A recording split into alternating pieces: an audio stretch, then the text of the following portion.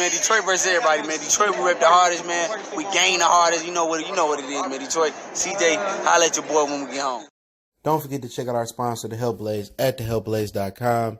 100% all natural products from lotions, soaps, foot soaks, bath bombs, and much, much more. Use the promo code Goodfella1Boxing. Tell them your boy CJ Goodfella sent you. Get 18% off. We out. All right, quick boxing rumor rundown video. So let's get into it. Make sure you hit that subscribe button, bell icon button, share the video. Check out our boxing rumor playlist for more videos like this. And we're just going to get into it. I hear that Top Rank wants to push Teofimo Lopez to face Lomachenko in a rematch. I guess they're trying to basically offer him some really good money to do a rematch. We talked about the ratings. They did almost 3 million people or peaked at that during the main event. So they really want to basically replicate that same fight. Not sure if Bob is the one pushing for it because he felt that Lomachenko got a raw deal, or, you know, he should have did better than give up all those rounds. Most people feel if Lomachenko get the rematch, he'd beat him. But also hear that Teofimo Lopez is going to move up because he can't make the weight. But on the rematch thing, I mean, you don't need to be no rematch. He won 9-3, 8-4. It might not have been impressive 9-3 or 8-4 because Lomachenko, I guess he was scared to get hit. And he gave up a ton of rounds early on. But if I beat somebody 8-4 or 9-3, why'd I rematch him? You know, what he can do is fight for free, and I think about fighting him, but Teofimo Lopez has nothing to prove. Why would he go backwards after beating a guy 9-3 or 8-4? No, I wouldn't fight him again. I would just, you know, do what I do. But I know Lomachenko, he pushing for, I mean, I guess he would be pushing for the rematch as well, too. But from what I understand, Teofimo Lopez is basically content with moving up to 140. They saying that he can't make 35 again. So he move up and make Loma fight him at 140. Maybe, you know, once Josh Taylor and Jose Ramirez fight, they can basically fight at 140 pounds, you know. It's on my terms. I get the lion's share of the money. If you really want a rematch, come up to 140. We can fight for a vacant belt. That would be my thing about it. But for what I understand, Top Rank is really pushing hard for the rematch. You know, but from what I understand, T.O. just can't make the weight. So if they do have a rematch, it's going to have to be at 140 pounds. But if there's no rematch, Loma will move down to 130 and try to pursue a fight with, I guess, Heron, Frampton, Winner, Shakur. I'm going to talk about that in a minute. So I don't know. But I did hear on Twitter that, you know, a Top Rank employee mentioned about, you know, Loma moving down to fighting Burchett, and Zephyr Boxing said basically hell no. So they said Burchett ducked, you know, Lomachenko back in 2017. So he ducks anybody that's a lick of slick. So, you know, if you got a lick of slick in you, he ain't going to fight you. So basically, Burchett is probably not going to want to fight him. So Loma might have to go down to 26 and fight Nervantes for the WBO title, you know. And he said, I think he still said he can make 126 pounds. But like I said before, it's a criminal for Top Rank and Zephyr Boxing to keep, you know, hiding Miguel Burchett. You know, it's time to step up. You know, he didn't want to fight Jamel Heron. What? So he might gonna want to fight Loma. He gonna want to fight Shakur Stevenson. So they might as well rob him versus Oscar Valdez and get that belt and just kick Zephyr Boxing to the curb, because Miguel Burchett, he ain't trying to fight nobody. If he's skilled, he got a lot of stamina. You know what I'm saying? But for the most part, Loma probably moved back to 130 pounds, and Top Rank is probably gonna get Lomachenko in position to press Burchett and become his mandatory. And Burchett, knowing him, he'll probably drop that belt and not want to fight him. But right now, Top Rank is truly, really pushing for that rematch. But when I'm heard, Teofimo Lopez just can't make the weight, so he'll be moving up to 140 pounds with the prospects, just in my opinion here, Barboza, Zepeda. He won't get the Taylor Ramirez winner. They probably both going to move up. He might get the loser. He's probably looking at, you know, maybe he might meet Postal. I doubt if he meet those PBC boys, the boy that fought Barrios on a Spence and Porter undercard. Barrios itself, Easter fighting at 145. I hear maybe with Maurice Hooker, according to Bomac and boxing scene. So there's to be some good fights for him at 140, but I don't see him being Regis Prograis. He with PBC though. I don't see him dominating 140 pounds. He don't have the length. He don't have the height. And if his power don't go with him, if he don't really take that power with him, probably gonna be a one-hit wonder. I don't see him beating anybody at 40 of relevance right now. I don't see him beating Mikey. I don't see him beating Regis. If Mikey come back now, I don't see him beating Taylor or Ramirez. he probably beat Postal because he old. But the way Postal, if he got something, he beat Jose. He probably beat him. He probably be able to beat Barboza. Payet if he ain't got nothing left in the tank. That'll be a good fight if he do. But I don't like him going up to 140. His dimensions don't work. You talking about a guy that's 68-inch with arm length, 5'8". You got guys like Rancis Bartholomew who long and tall. If he struggle with Rancis, he struggle with the Mayoshi Nakatani guy, he gonna struggle with a lot of guys at 140. I mean, you got Robertson Jr. who tall. You got Rancis who tall. You got Victor Postal who tall. So he gonna struggle with a lot of guys. I just don't. I mean, he gonna have to really bring in somebody to really shore up his fundamentals.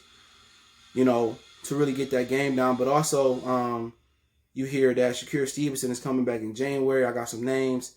I think it was Jonathan Oquendo is a leading candidate to get that fight. Also, Andrew Casico, the one that stopped Machado back-to-back with the same body shot. So you can see Shakur Stevenson back in the ring versus Oquendo or Casico.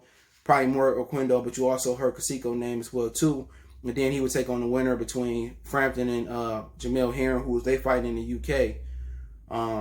So you'll see that really go down as well. So really that's actually a really, really solid fight, for Shakur Stevenson to get that WBO.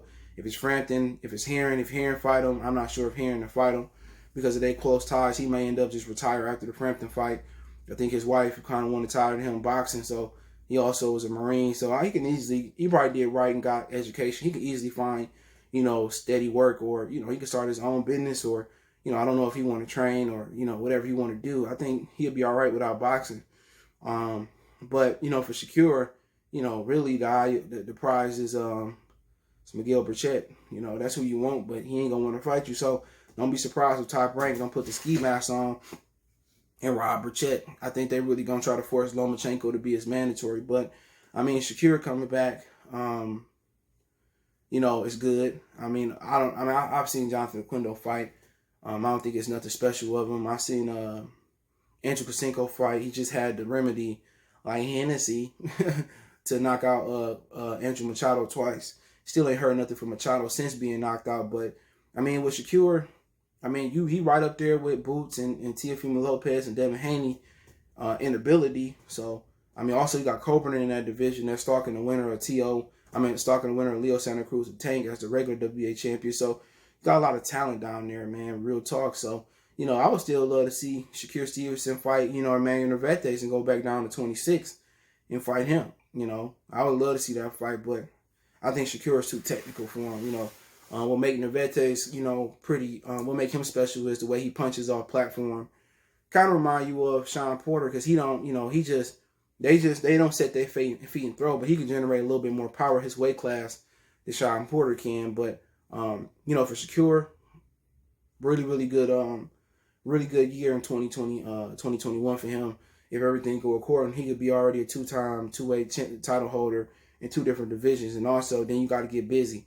I know Golden Boy let Jojo Diaz fight him, so that you can see Jojo and him. That'll be a good fight. If I was handling him, the fights that he would take, Oquendo or Casico, those both good fights. Casico also left Golden Boy, said they weren't treating him right. He signed with Top Rank.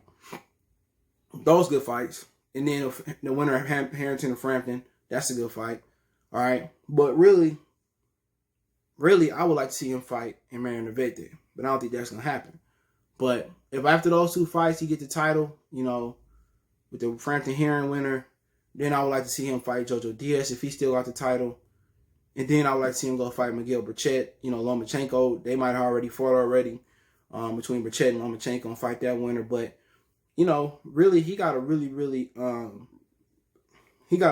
interesting road ahead of him at 26. Possibly being a Hall of Famer as well too. So we'll see what they do with him. I think Shakur will live up to the bill, but when you look at these young guys, one of the litmus tests that people don't know that they need to pass is they need to be able to take a shot. You never know until they fight big punchers, but also, before I switch lanes one more time, Jamel Herring and Carl Frampton will be December 19th in the UK. I probably think they probably have fans in attendance for that fight. So December 9th versus Jamel Herring and Carl Frampton. I hope Herring win that fight, but it's winnable. Frampton is a smaller guy, so, you know, Frampton is very talented. Kind of, you know, I don't know if it's his chin or balance. You can see him on the ground a couple times, but he's a really, really talented fighter. Kind of slick a little bit, you know, for a UK fighter. He can get down, bend, good talent. Just got too heavy at 126. He one of those dudes that never wanted to fight Gary Russell Rigondeaux. And it's sad because I thought he has some ability to kind of, you know, be up there with him, but we no longer in the era of taking fights that, tough fights that people want to see. We kind of in the era of avoiding tough fights, and that's where you got to tip your hat off to Teofimo Lopez for running to the smoke. He didn't believe the hype of Lomachenko now. You know, a few guys was mad, like Pedraza said he didn't win, but when you give up the first 7 or 7 out of 8 rounds, you can't argue that Teofimo won that fight. He probably didn't take it. He probably didn't, you know, take it by force, but his power just, you know, made Loma gun shy, and Loma didn't want to do much. So, congratulations to him. 23 years old. What he had about 160, 70 amateur fights, and he beat a guy that had over 400 fights combined with the World Series of Boxing, amateurs and professional. Only lost once. And like I said before, I told people before the fight with Loma that Loma's best opponent was Orlando Salido. People can laugh at me, but if you take the experience and where he was at that point in his career, he was way better than accomplished than Nicholas Walters. He was more accomplished than Gary Russell at that point, and Loma fought him. He was more accomplished than, you know, Linares, who had that, you know, that resume on steroid, better than Pedraza. You can just keep going on. Any opponent that he fought, Miguel Moraga, Salido fought. He beat Guerrero, even they got turned to a no decision. He beat him. He beat Juan Lopez. That's why he fought Gamboa. He fought Mikey. He fought Rocky Martinez a couple times. He fought a lot of guys. You know, that's experienced, seasoned fighter. You know what I'm saying?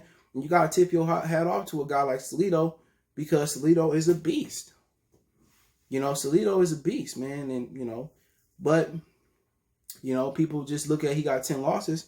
You go back in the day, a lot of guys have losses. When you fight the best consistently, you don't run from the smoke. Salido was the guy that ran to the smoke. And he was a better fighter than Lomachenko. He was the best fighter Lomachenko fought up to that point to his career period. And Teofimo Lopez exposed it.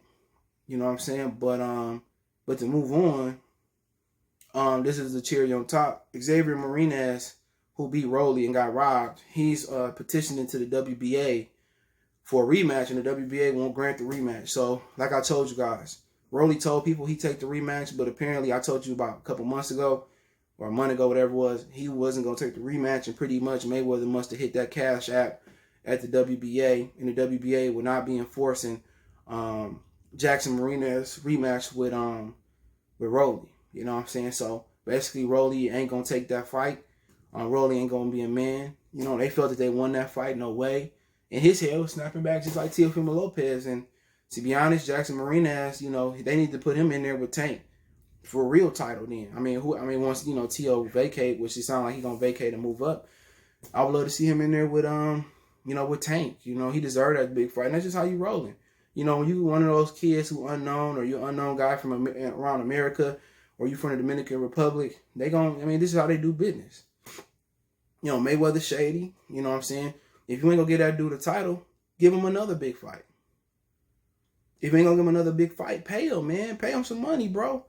And like I told y'all before, between Al Heyman, Bob Arum, Eddie Hearn, Barry Hearn, whoever you talking about, Kathy Duva, whoever, all these people dirty, bro. If boxing was legit, you know, you will see a lot better fights. Jackson Marinez earned a rematch versus Rollie. He beat him. And that just let you know what type of fighter Rollie is. He can't fight regardless. No skills. Head just pop back like a push pop. I mean, it's just a matter of time until you get knocked out. You know, he need to go back to the amateurs and learn basic movement. You know, Jackson Marinez don't even need to fight him again. He probably for the payday. He already got the fans' validation. That was the worst robbery I've seen in a long, long time. And for the WBA to treat him like that, you know, because of Mayweather and how much money they're making off of him. And Rollie don't deserve to have no title. But if I'm Jackson Marinez, man, fuck the WBA and that fake title. I don't need him. But as of now, WBA won't grant his petition for immediate rematch because Rollie don't want to give him a rematch. So like I said before, we all know Rollie can't fight. It's just a matter of time till they put him in there with somebody that's going to knock him out. He ain't got no chin. His head was snapping back.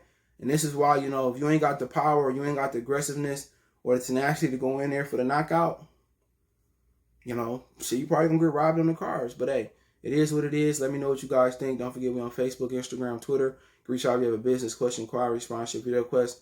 All my social media links in the description. Twitter, Facebook, Instagram, the fastest way. We also got a Facebook group. Check that out. That link's there as well too. Want to make a donation? Share the video. But don't forget to hit that subscribe button, bell icon button, share the video. Want to make a donation? Cash App CJ Good 313. Excuse me. That's in the description. PayPal link there as well. Appreciate all the love and support everybody showing the channel.